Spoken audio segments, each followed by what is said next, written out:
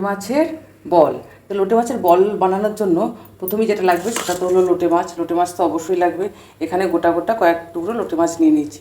আর নিয়েছি বেশ খানিকটা পেঁয়াজ, কারণ এতে পেঁয়াজ একটু বেশি লাগে টেস্ট হওয়ার জন্য। আর কিছুটা রসুন বাটা, মশলা বলতে একমাত্র রসুন বাটাই।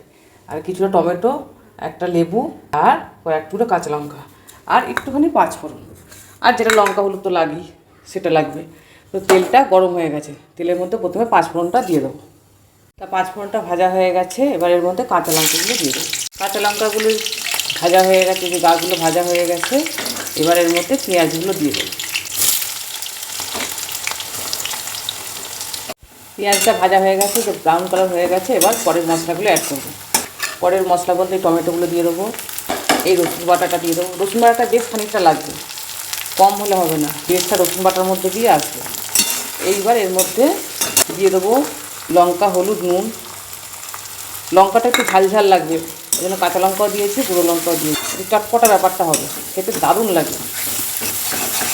এই পর্যায়ে কষাবো, কষাতে কষাতেই মাছগুলো আমি ধুয়ে রেখেছিলাম, এই মাছগুলো দিতে থাকবো। এবার যেটা কাজ সেটা হচ্ছে শুধু কষাবো।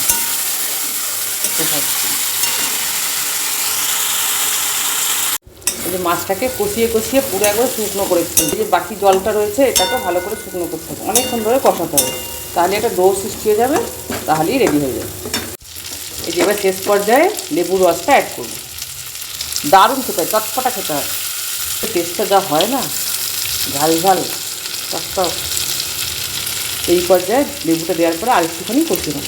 এই যে গাটা পুরো লেগে লেগে যাবে। এই যে অনেকক্ষণ ধরে ধিমি আঁচটা কখনো বাড়াতে হবে, কখনো কমাতে হবে, এইভাবে কষিয়ে কষিয়ে নামিয়ে। এই যে একটা পাত্রের মধ্যে ঢেলে নিয়েছি, এবার এখান থেকে গোল গোল আকারে বল বানিয়ে নেব। গরম গরম লোটে মাছের এরকম বল টমেটোর সসের সাথে দারুণ যাবে।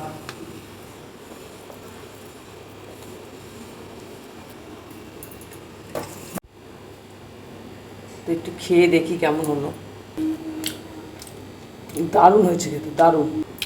এবারে চটপটা স্ন্যাক্স হিসেবে খুব ভালো যায়, দারুণ খেতে হয়েছে। এরকম বানিয়ে দেখবেন। আজ তাহলে আমি রেডি লোটে মাছের বল। আজ তাহলে আসি, টাটা।